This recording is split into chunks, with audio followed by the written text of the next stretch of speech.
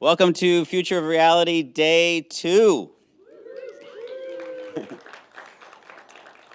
How many of you made it yesterday and got to try some of the experiences at the Immersive Arcade? Wow, just about everyone in the room. That's awesome. That's awesome.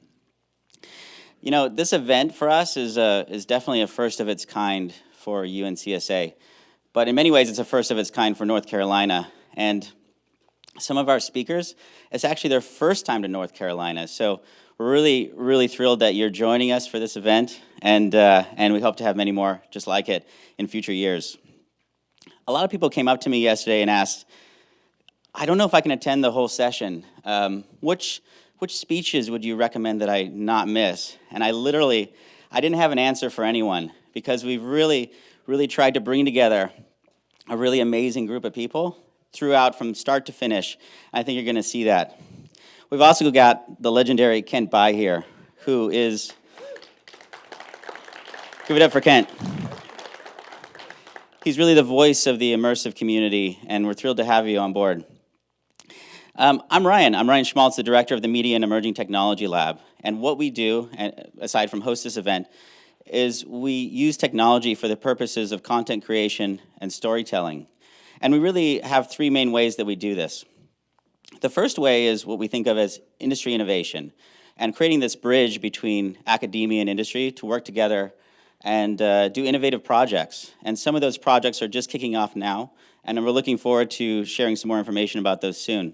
The second thing is incubation. So whether we work with small studios, or we work with startups, or the academic community, identifying and curating projects that are really meaningful and using, whether it's immersive technology or other forms of technology, to think about how stories are told and content is created.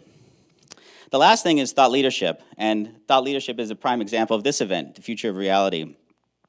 But this event for us is more than just the speakers. It's about the audience as well. What we try to achieve with this event is create something that I like to call curated serendipity. And so that way you can't have a bad conversation in the room. And hopefully all the exciting things that you are working on, you'll meet people here that can help you progress those things and find strategic partners. And so I really encourage you to network your pants off while you're here. There are so many interesting people in this room, and I hope that you get a chance to meet every single one of them. So I just want to take a moment to acknowledge some of our sponsors. First and foremost, we have the Keynote Institute for the Arts in the room. They were our very first sponsor, and came to us, and we talked about originally a gathering. Well, the gathering has grown, as Linda and Corey have seen, to become this event. I also want to acknowledge Airtype. Airtype did all of our branding, social media, and communications for this event. Wake Forest Innovation Quarter, who you heard from yesterday, for their generous support.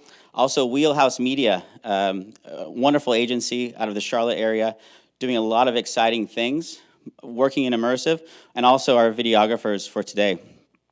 I'd also like to thank Wake Forest University. They're one of our key educational partners in this community, and we're doing a lot of exciting things with them. And lastly, Lowe's Innovation Labs. They have been a very passionate supporter of both the lab and this event. Can we please give a round of applause for all of our sponsors? It may seem surprising that a lab of this nature has started at an arts conservatory. Most labs, we find, start with technology, but I think that's what makes us different. We start with the story. We really see technology as the story's enabler, and I think it's just one of those examples that makes UNCSA such a unique place, and it's what brought me here from the startup community in San Francisco to begin with. I'm just about done with my remarks, but what I want to say is thank you very much for being here, and what I would like to do next is invite Dean Susan Ruskin, who came up with the original concept for Metal, and she's going to talk to you about why now, what Metal is, and why this is so important. Thank you very much.